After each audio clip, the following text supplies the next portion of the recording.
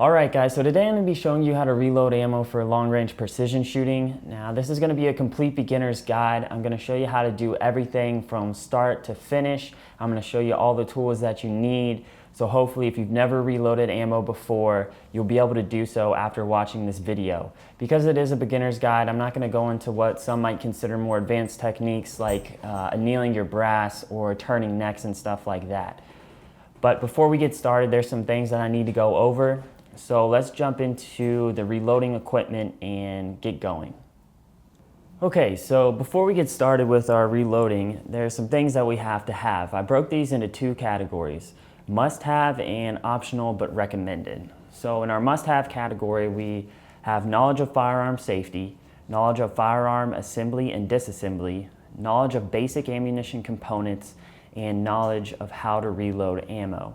This may seem obvious, but you need to know this stuff before you start reloading. Now, for the equipment part, we need a reloading bench to put all of our stuff on. We need a reloading manual or two. I encourage you to get 2 or 3 of them so that we can look up powder charges and our SAMI specs that we need to reload our ammo to. We need brass. This can be either new brass or you can use fired brass that you've collected. We need calipers that measure within thousandths of an inch increments. We need an overall length gauge with a modified case, and that's going to be used to measure our cartridge base to ogive length, and I'm going to explain that later. We need a headspace comparator. We need a bullet comparator. We need a depriming die to deprime our brass. We need a primer pocket cleaner tool. We need a case cleaner, so either a tumbler or an ultrasonic.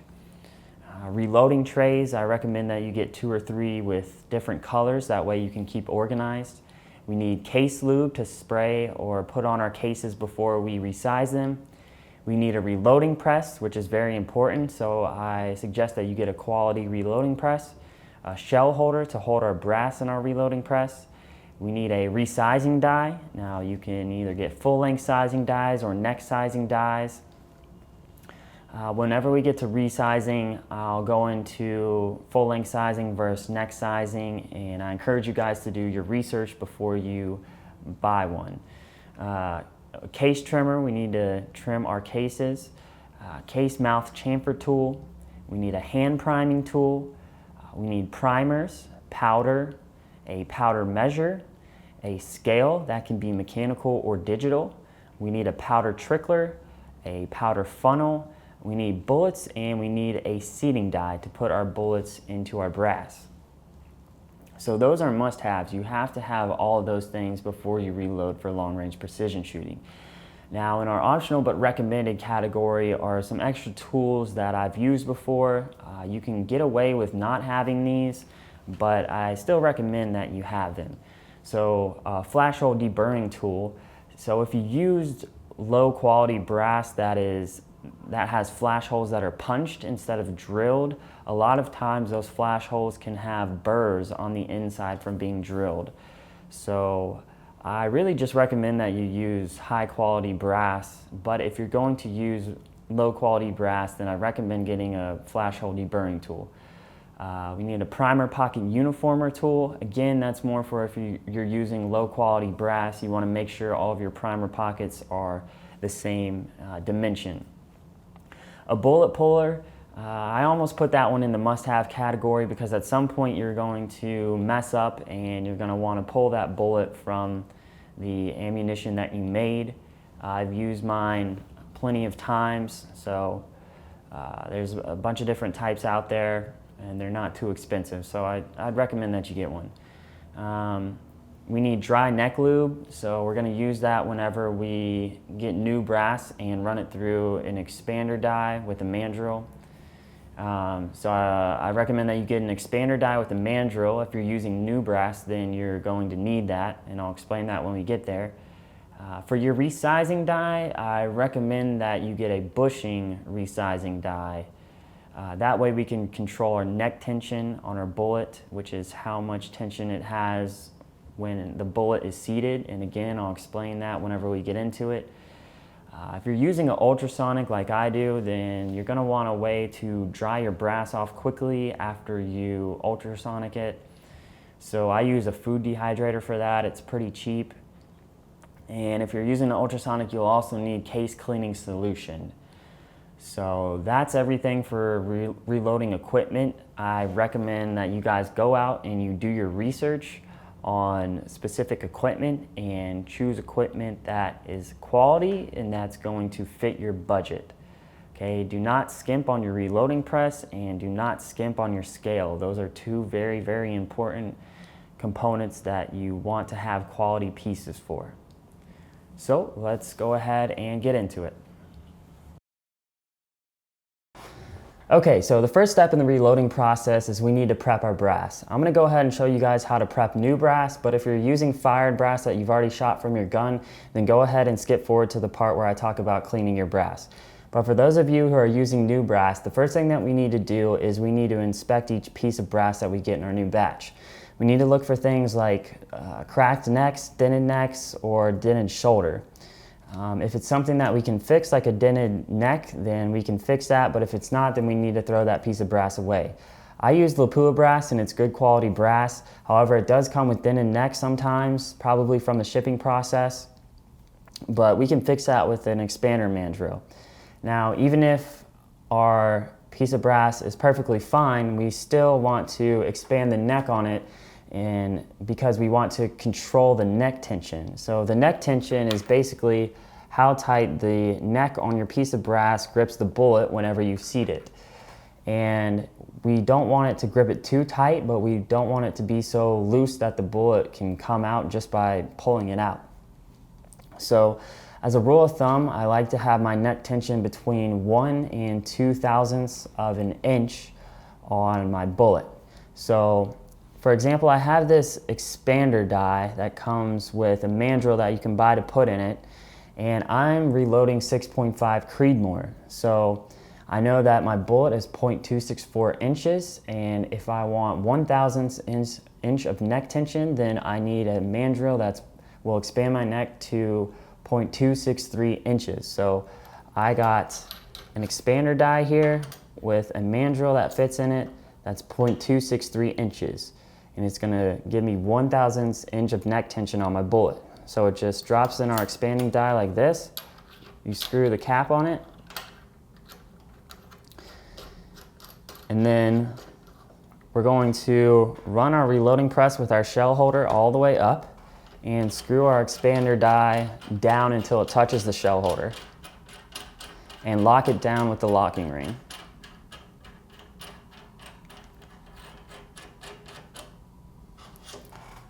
Lock it down with the locking ring.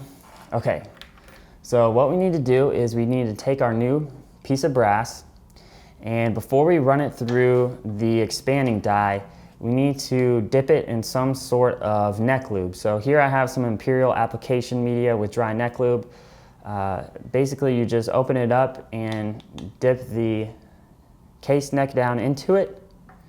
Then we are going to load our piece of brass into our shell holder and run it up through the expanding die. Now I've already done it on these pieces of brass, so I'm not gonna do that right now, but you don't have to run it all the way up. Just about 1/2 to 3/4 of the way up, you'll feel it expand the neck and then pull it back out. And you're gonna wanna do that with each piece of brass, and that's gonna give us a nice neck tension when we go to seat our bullet. So the next thing we need to do after that is we need to chamfer the case mouth. So I'm going to show you guys how to do that. Okay, so after we've expanded all the necks on our brass, the next thing that we need to do is we need to chamfer the case mouth. So we need to take our piece of brass and we need to get our case mouth chamfer tool. Now it's going to have an end that fits into the inside like this, and it's going to have an end for the outside that fits to it like that. So what we need to do here is we need to just provide a chamfer for the case mouth so it's easier for the bullet to sit in there. Now we're cutting brass away, so we don't want to go too crazy with this. We don't want to cut too much brass away. We just want to get away with cutting just enough. So what I do is I make sure that the inside of my case mouth chamfer tool is lined up evenly, and I give it 1, 2, 3 spins. And then I flip it around to the outside and I give it 1, 2, 3 spins. And it gives us a nice chamfer on our case mouth. You can feel that it makes it nice and smooth. Okay, and once we've chamfered our case mouth, our new brass is ready to go. The next thing that we're going to do is prime it, we're going to load it, and then we're going to seat the bullet. So if you're using new brass, you can go ahead and skip ahead to the part where I talk about priming. And then once you fire that brass, you're going to need to come back and rewatch the video for what to do for using fired brass. So the first step in the reloading process when we're using fired brass is we need to deprime our brass. We need to get this little silver or gold cup thing that sits here in the primer pocket out. So we need a depriming die and we need our reloading press, and I'm going to show you how to do that.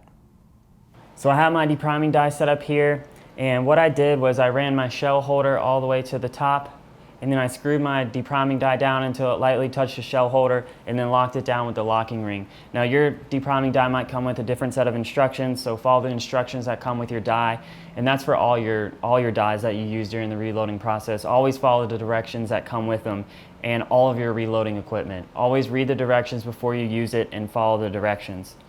So what we're going to do is we're going to take our brass with the spent primer in it and place it in the shell holder, and then we're going to run it up through our depriming die. Okay, so now our primer is out of the primer pocket, and you can see there's a little bit of grime and dirt in there. So what we're going to do next is we are going to go ahead and get that out of there. And what we need for that is we need our primer pocket cleaning tool. And all you have to do is just stick your primer pocket cleaning tool in there, give it a couple of turns, and then hopefully that dirt and gunk will then be gone. Once we have our brass deprimed and we've cleaned the primer pocket out, the next step is actually cleaning our brass. So we know that when we fire a round, there's a lot of gunk that gets on the inside from gunpowder residue and gunk from the primer that gets into the primer pocket. And if you let your brass hit the ground when it gets ejected, dust and grime can get on it on the outside as well. So we need to clean all of that out of the inside and off the outside of our brass so that all the components fit back together cleanly and so that it chambers in our gun nice and smooth. So there's two main ways that people can go about cleaning their brass. One method that's been around for a while and works is a tumbler. So a tumbler is basically a device that's going to clean your brass using a vibratory method. Now, a little bit newer technique, what I use is an ultrasonic. They haven't been around for as long, but I've been using it and it seems to work for me, so I think it works just fine. It doesn't matter really if you use a tumbler or an ultrasonic. What matters is that you're getting your brass clean. So I'm going to show you guys what to do if you're using an ultrasonic, but if you're using a tumbler, just follow the instructions that come with it and your brass will be clean. So if you're using an ultrasonic, what we're going to do is we are going to put some water in there, we're going to put some case cleaning solution in there, and then I run my brass for about 30 minutes, and then I'll take it out and rinse it and dry it. So I'm going to go ahead and run this, and then we'll go ahead and dry it after that. So my brass just came out of the ultrasonic cleaner, and what we need to do next with it is wash it off with water. So we're going to rinse water over all these pieces of brass.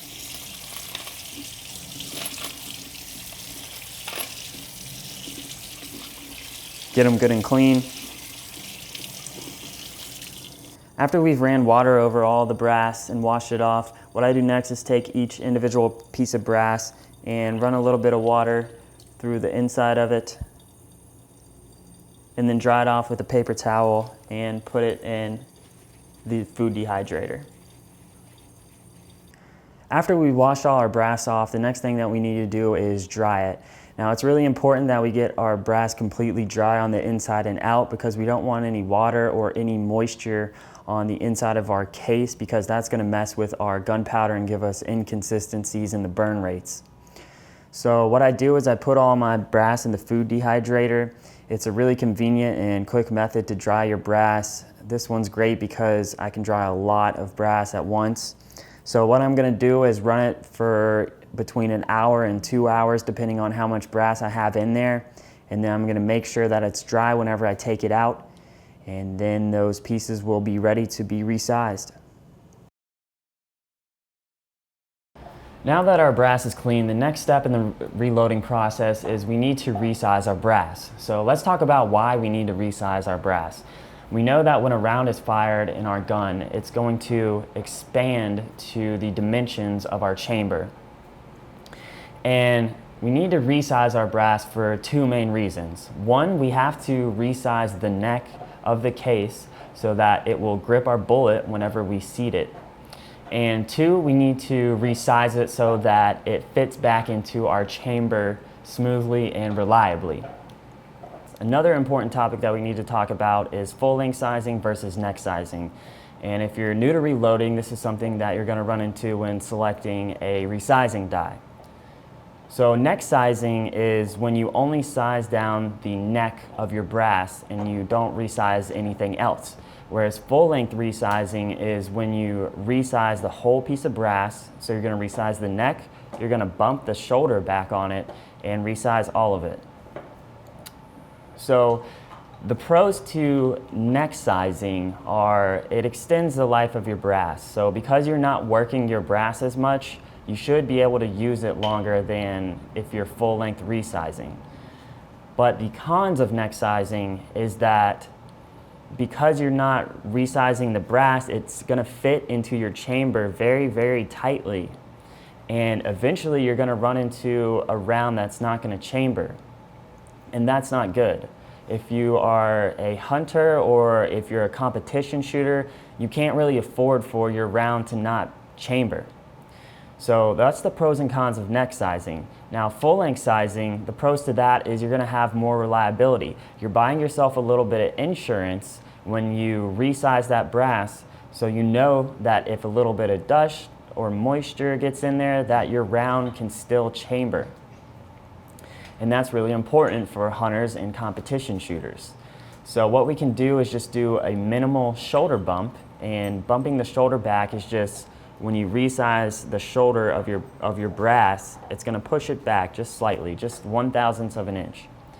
Now the cons to full length resizing is that it works your brass slightly more, so it's not going to last as long because it's getting resized more. So which one should you choose? Well, I suggest that you do more research on this topic and decide for yourself which one that you want to use, but I'll explain to you why I full length resize. I full length resize because I'd rather have a round that's going to reliably chamber every single time, even if a little bit of moisture or dirt gets into my round. Now you can go out there and look, and people will claim that neck sizing increases accuracy. But I'm not really buying it that much, because if you go out and look at the PRS competition pros, most all of them full length resize their brass, because you're not losing any accuracy when you full length resize. So I think it's a no-brainer to full length resize instead of neck size. Now if you really want to try and increase that extra little bit of accuracy and you want a neck size, then you can do your own testing and see if neck sizing does increase your accuracy. But just know that you're going to run into a round that's not going to chamber. So those are the pros and cons of full length sizing versus neck sizing. Now let's talk a little bit about bushing dies. So the reason that we use a bushing die is because we can control our neck tension on our bullet. And neck tension is just how much the case neck grips that bullet. So it's important to control the neck tension and to get it right, because if you have too much grip on the bullet or not enough grip on the bullet, then it's not going to fly the way that we want it to. So bushing dies allow us to select a certain size bushing that we can drop into our die that will size our neck to the correct dimension. And as a general rule, we want our neck tension to be between 1/1000 and 2/1000ths of an inch. That's a good medium to where it's holding our bullet in there tightly so that it's not going to slip out, but it's not gripping our bullet so much that our bullet's going to weld to the case neck. So to determine the correct bushing size for our resizing die, there's two different methods. Now the first method is a little bit easier. If you already have a loaded round with the same brass and the same bullet that you're going to be using, then you can just measure the total neck diameter and subtract 1/1000th of an inch from that neck diameter and use that number for your bushing size. Now, if you don't have a loaded round already, then the second method that we can use is we can take the piece of brass that we're going to use and measure the neck thickness, not the neck diameter, the neck thickness of the brass that you're going to be using. We're going to multiply that number by 2 to account for each piece of brass that's on each side of the bullet. We're going to measure the diameter of the bullet at its thickest portion, and then we are going to add the neck thickness to the bullet diameter to get your total neck diameter. Once you get your total neck diameter, we're going to subtract 1/1000th of an inch from the total neck diameter and use that number for your bushing size. So for example, let's say we measured our case neck thickness and it was 15/1000ths of an inch. Then we measured our bullet diameter and it was 0.264 inches. So we'll take our case neck thickness of 15/1000ths of an inch, multiply it by 2 to get 30/1000ths of an inch, and add that to 0.264 inches to get 0.294 inches for our total neck diameter. So for our bushing size, we take our total neck diameter of 0.294 inches and subtract 1/1000th of an inch to get 0.293 inches, and we would use that number as our bushing size. So I'm going to show you guys how to set up our bushing die real quick. So whenever we get our bushing die, it's going to come like so. And what we need to do is we need to unscrew the stem portion out of the die, and it's going to look like this. So it's going to come with a neck expander on it and a depriming pin. Now, since we already deprimed our brass and we don't need the neck expander, what we're going to do is we're going to take those off. So we're just going to unscrew the neck expander and take the depriming pin out and set them aside in a safe place. So now we just have our stem, and we need to leave this little ring down here on the bottom, okay? And what we're going to do is we are going to take our bushing after we selected our correct bushing size, and we're going to drop it down in our die with the numbers facing down. And we're going to screw our stem back in there. And we're going to screw our stem back in there until it touches the bushing, and then we're going to back it off 1/4 of a turn and lock the stem down.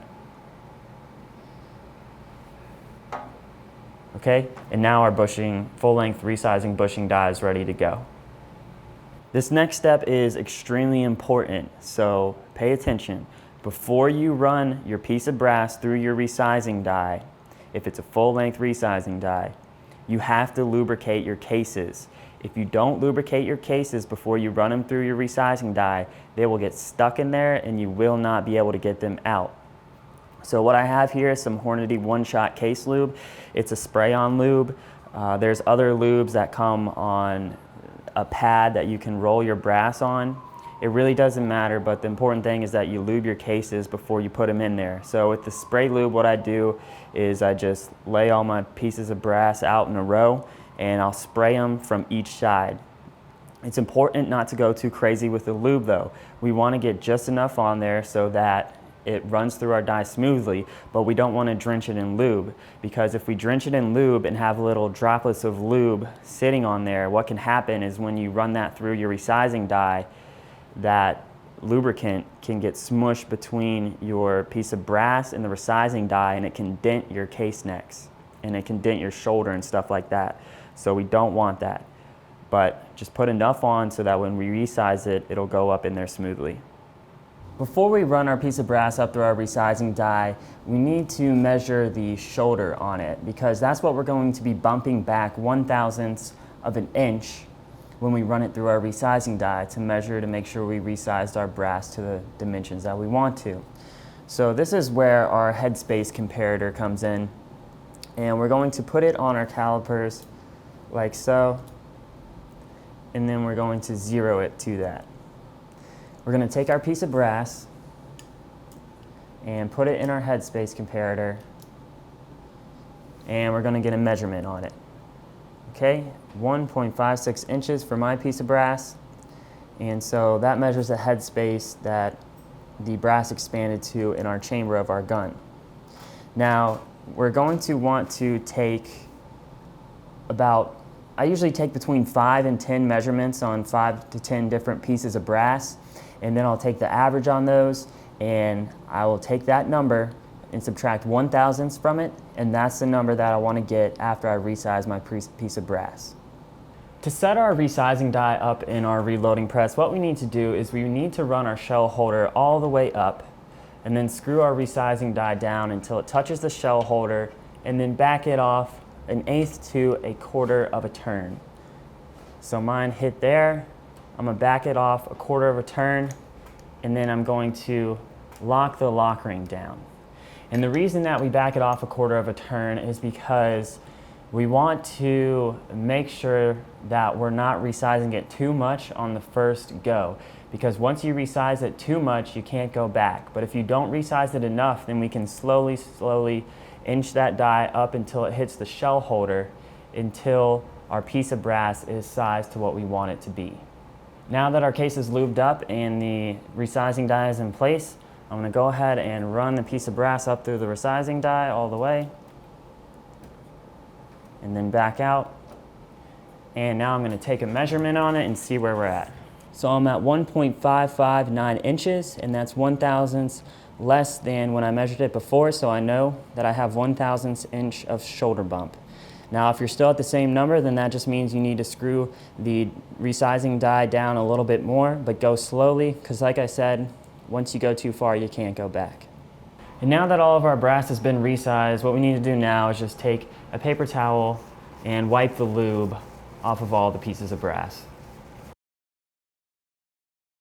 After wiping the lube off of our case, we need to take another important measurement, and that measurement is case length. So if you look in your reloading manual, you will, for your cartridge, you will find a maximum case length on there. It'll say, for instance, I reload 6.5 Creedmoor, and I know that the maximum case length is 1.920 inches. So if my brass is over 1.920 inches after resizing it, then I'm going to have to trim it down. Now I know this one isn't over 1.920, but it's pretty close. And if you also look in your reloading manual, it'll give you a trim to length. And that's the length that we are going to trim our brass to. So I'm going to show you how to use the case trimmer and get that case trimmed down to the correct length. The case trim to length for 6.5 Creedmoor, when I looked in my reloading manual, is 1.910 inches. If you're using a different cartridge, then you're going to have to look up your case trim to length and trim to that length. So I already have my case trimmer set up to the correct length, and you're going to need to read the instruction manuals on your case trimmer on how to set the length. So what we do is I just pop my piece of brass into the shell holder, and then I'm going to run the trimmer through it. It has a little pilot on here, and you need to make sure that your pilot is the correct size for your caliber. So we run it here and twist until it stops cutting.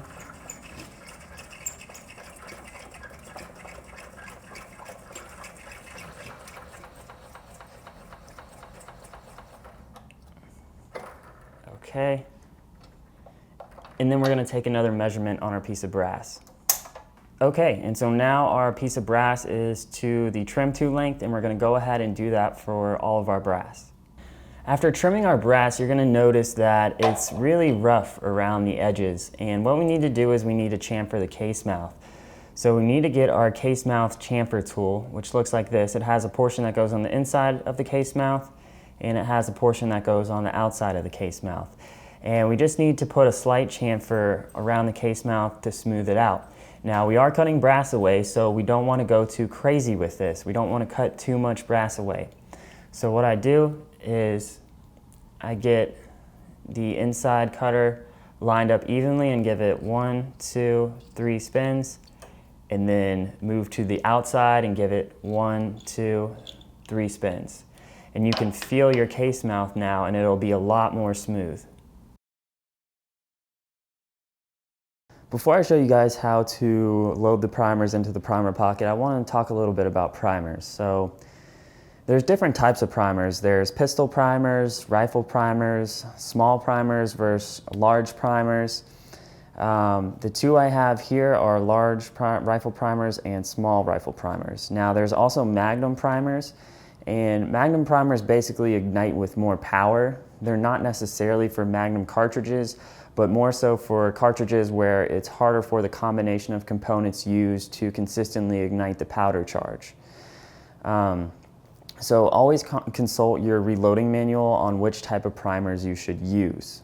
One thing to note is as you fire your brass multiple times, a lot of times the first thing to go is the primer pocket. And what I mean by that is when you're loading the primer into the pocket, if it feels very loose and your primer, it's easy for it to go in there or it won't fit into the brass, then that means that your brass is at the end of its life, and just know that after you fire that round, you're going to need to chuck that brass out. So avoid touching the primers with your hands. Your hand priming tool should come with like a little tray that you can just dump the primer straight into. That way you don't have to touch them. And always wear safety glasses in case a primer goes off. You don't want one to accidentally go off and strike you in the eye and cause damage. So to prime our brass, the first thing that we need to do is we need to get our rifle primers, and we need to get our hand priming tool, which should come with some sort of a tray that looks like this. And we need to pop this tray open. And we need to take our primers straight from the case that they're in and get as many that you need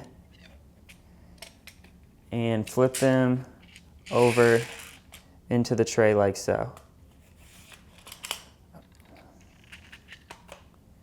Now, as you can see, all of the primers are in the tray facing upwards, and that's what we need to have them facing whenever we load them into our brass. So I'm going to go ahead and put the cover on the tray and load it into my hand primer.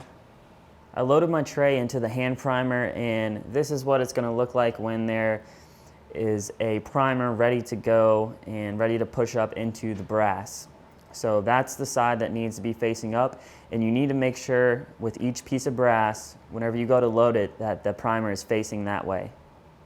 Okay, we're going to take one of our pieces of brass, we're going to put it into our hand primer, and we're going to squeeze it into the primer pocket. This is what your primer should look like whenever you load it into the primer pocket. You want the smooth side facing outwards. You want to run your finger over it, make sure it's not protruding from the case, and then put it on a flat surface and make sure that it sits flush with that flat surface and that the primer is not protruding out of the primer pocket. Our case is sitting nice and flush, so we know that our primer is good to go. And what we're going to do is go ahead and prime all of our cases, and then we're going to go on to charging the powder. Before I show you guys how to charge powder, we need to talk about load development. Load development is what we're going to do to develop a load that our rifle likes and that is accurate and precise. So the first thing we need to do in our load development is we need to set goals. We need to set a realistic expectation for how well you want your load to perform. So for instance, when I developed a load for my rifle, I wanted it to shoot 5 shots in a group at half an MOA on average. So I wanted half MOA groups. And I wanted a standard deviation below 10 feet per second. We'll talk about muzzle velocities when we get there. So we need to pick different components which work well for our round. So you guys are going to have to go out and do your research on which components work best for your cartridge, but you have to make sure that you test them because not all rifles in the same caliber or cartridge are the same. So, you know, certain powders may work well for 6.5 Creedmoor and other powders work well for 300 Win Mag. And so you need to research which powders work well. Different primers can shoot differently with different brass. And just changing the primer can even lower or raise your standard deviation and muzzle velocities.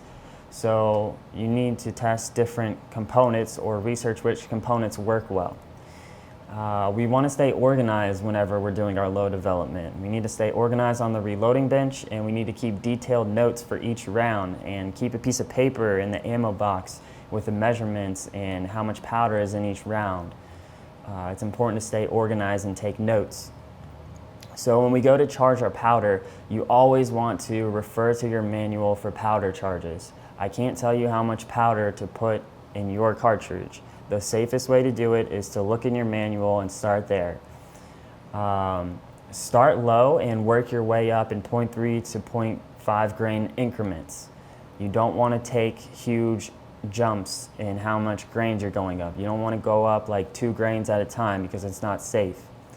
Shoot 3 to 5 shot groups with each load. I shoot 5 shot groups because I just think it's more reliable. Try to find a powder, or what some people call a velocity node, that your gun likes. So as your velocity increases, you'll start to notice different velocities or powder charges that your gun really likes and shoots well there. And those are the powder charges that you're going to want to stick with. As long as the velocity is high enough for what you want to do, if it's shooting good groups there, then stick with that. And if you find a load that works one time, then make sure you load up some more of the exact same loads and make sure that they work again. We need to talk about pressure signs, which is really important. Pressure signs are what I mean when your round starts to get so, what some people call hot. Your round will get really hit excessive pressure. And that's not good, because if you go too far over pressure, you can hurt yourself. Your gun can explode, like your barrel can explode. So what to look for in pressure signs? If your gun has excessive recoil, meaning more, like very heavy recoil, more than what it normally does. If there's a heavy bolt lift, and what I mean by a heavy bolt lift is when you go to unchamber that round and pull the brass out. If it feels really heavy and it's hard to get your bolt up and pull it back, that means you're starting to hit pressure or have hit pressure. If you have blown out or flattened / cratered primers, if there's black soot around the primer where gas is trying to escape through there, if there's marks on the case head from heavy bolt extraction, if it's really heavy when you're trying to extract it, you might see little marks on the case head. So if you run into any of these signs of pressure, you need to stop and don't go any farther up, because that's unsafe. So just do your research and figure out what pressure signs are, how to look for them, and then when you go to load your rounds and you're actually testing them, keep in mind to look for pressure signs. You want to use quality brass, so you get out what you put in. I wouldn't recommend using cheap brass. I would use quality brass from quality manufacturers. Go ahead and start your load development with new brass. I've gotten some of my best groups that I've shot with new brass. It's perfectly fine. Your velocities will go up a little bit after your brass has been fired, but it's a waste of time to try and fire all that brass and then start your load development after that.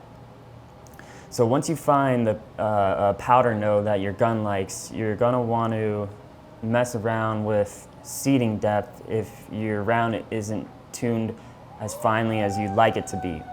So as a general rule, bullets usually shoot better the closer to the lands that they are. And what I mean by the lands is the rifling that starts in your barrel. So the round is in the chamber, and then a little bit after that, the rifling will start in your barrel, and that's what people call the lands. So typically bullets like to seat up to or close to the lands. Secant ogive bullets can be finicky with seating depth compared to tangent ogive bullets. So if you're shooting a secant ogive bullet, just know that it could be finicky to where you seat that. And if you're going to adjust seating depth, adjust it in 20 thousandths to 40 thousandths increments. Your seating depth, if you only change it 1 or 2 thousandths or even 5 thousandths inches, you're probably not going to see any changes at all. The changes are going to come when you adjust it by 20 thousandths to 40 thousandths of an inch in increments. I wouldn't recommend jamming your bullet into the lands. Some people like to jam their bullet into the lands, but I really wouldn't recommend that. I'd recommend starting 10 thousandths off of the lands. And I'm going to show you guys how to measure your cartridge base to ogive length when we get to bullet seating, and that's going to determine how far you seat your bullet. As far as muzzle velocity, if you choose to use a chronograph and measure your muzzle velocity, then you need to make sure that you're using a chronograph that's accurate and precise enough for long-range precision shooting.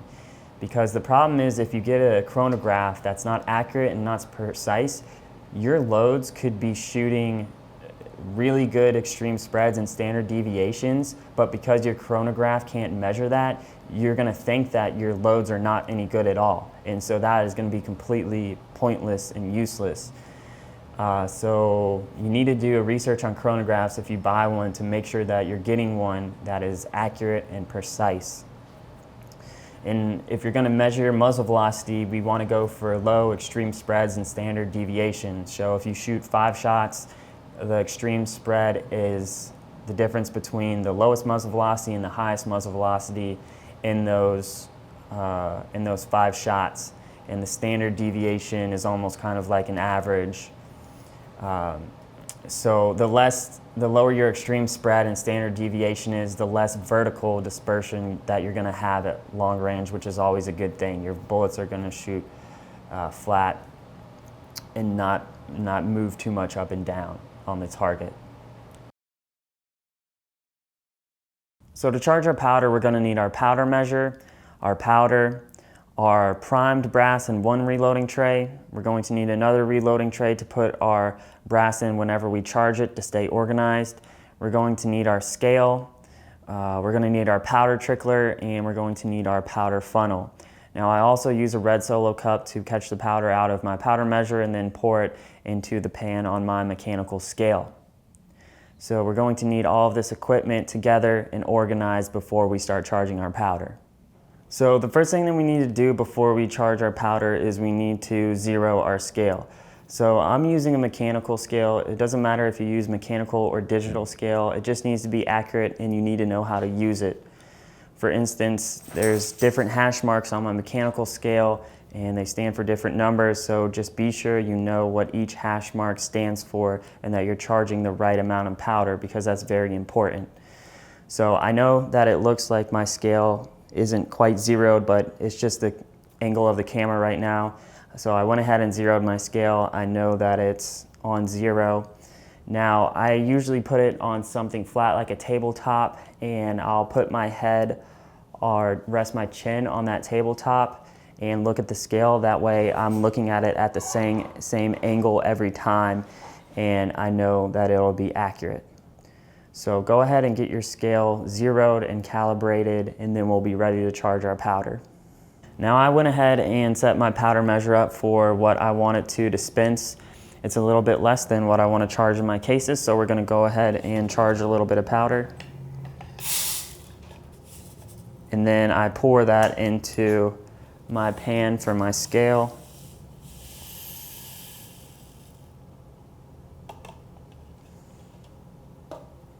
And I weigh it on the scale. So my charge is just slightly less than where I want it to be, so that's good. That's exactly where I want it. And now what we're gonna do is we are gonna move over to the powder trickler and trickle it up to the amount that we want. So we're just going to trickle the powder in one little pellet at a time until it gets exactly to the amount of powder that we need.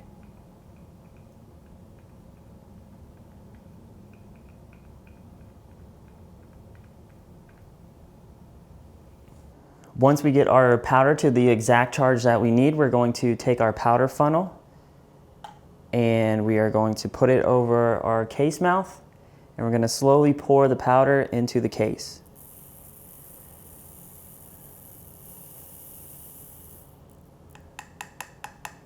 Making sure not to spill anything and making sure all of the powder goes into the case.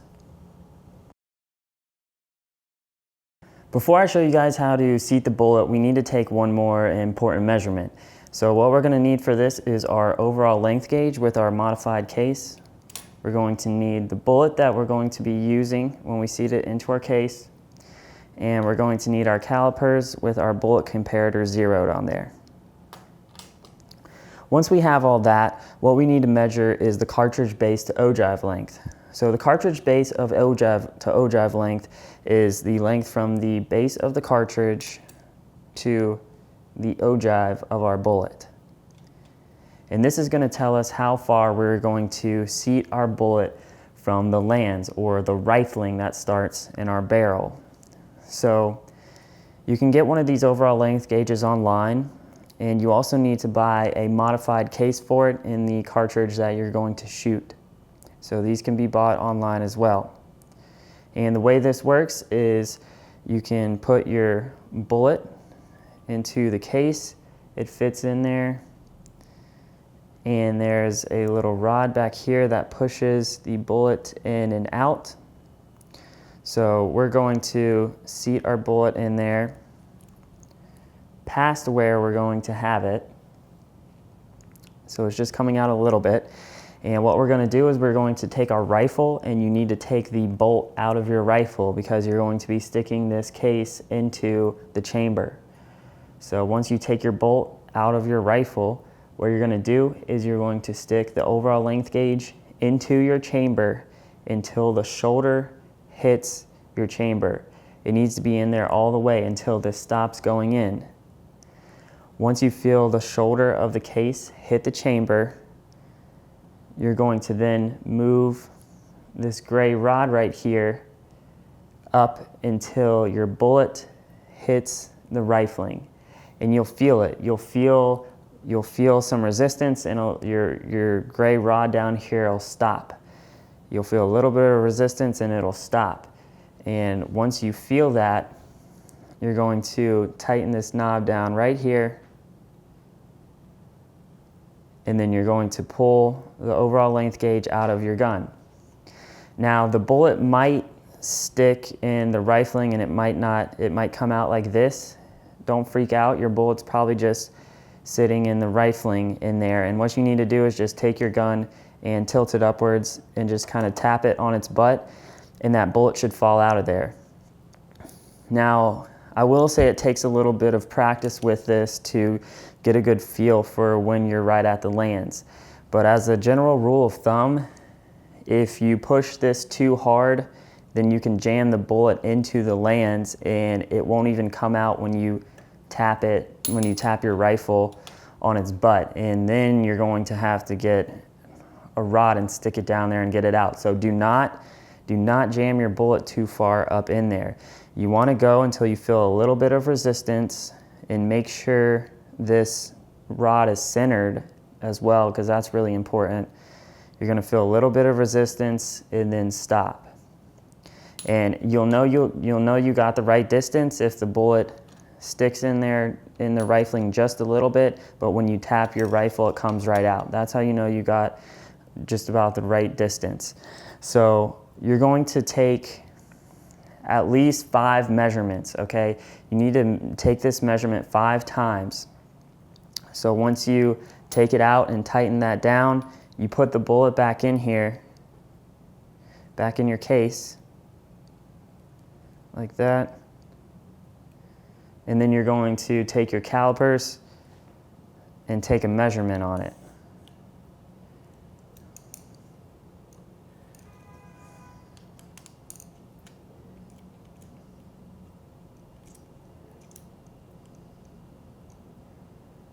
So you're going to take a measurement and you'll get a number. So I know for my rifle, the cartridge-based ogive length is 2.270 when I'm using this Hornady ELDM Match 147 grain bullet. So you need to make sure that you're getting consistent numbers whenever you're doing it each time. If your numbers are varying by like 10 thousandths, then you're not doing it right. You need to practice and get it to where the bullet just sticks in the lands and then stays there a little bit. Now, if you're getting consistent numbers within 1 or 2 thousandths of each other 5 times in a row, then that indicates that you have the right number and you're going to take the average of those 5 numbers, and you're going to use that as your cartridge base to ogive length. Now for seating depth, we're going to seat our bullet. I recommend that you seat your bullet 10 thousandths less than your cartridge base to ogive length that you got on this measurement with your overall length gauge. So my cartridge base to ogive length is 2.270 inches. So I'm going to seat my bullet to 2.260 inches. And that's going to start my bullet 10 thousandths off of the lands. And that's a good starting point. So I'm going to show you guys how to seat the bullet. So now we're at the final step of the reloading process. The last thing that we need to do is seat the bullet. So we have our cartridge base to ogive length for the bullet that we're going to use, and we have our calipers with our bullet comparator already on there. So we need to put our seating die in our reloading press. Now, different seating dies go into the reloading press a little bit differently, so read the manual on how your seating die goes into your press. Now, one thing with bullet seating is we want to start long and then make it shorter. Because if you seat the bullet too deep, then you can't make it longer. But if our bullet's too long and needs to be seated further, then we can do that. So we're going to start off longer than what we want for our cartridge base to ogive length. So I'm going to go ahead and set my die up so that it doesn't seat too far. And we're going to take a case and put the bullet in it and put it in our shell holder and run it up through the seating die and then take a measurement on it.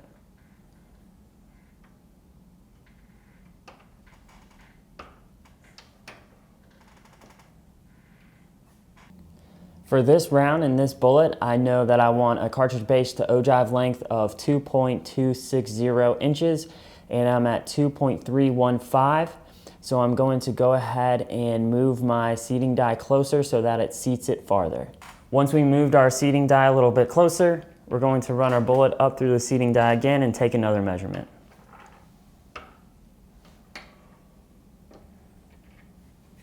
So now I'm at 2.282. So that's definitely getting closer, and now that we're close enough, I'm going to inch it until I get to 2.260. Now I'm using a micrometer die, so it has adjustments in 1/1000ths of an inch on the side, so I'm just going to adjust it 12 thousandths deeper, and I should be at 2.260 on this next one.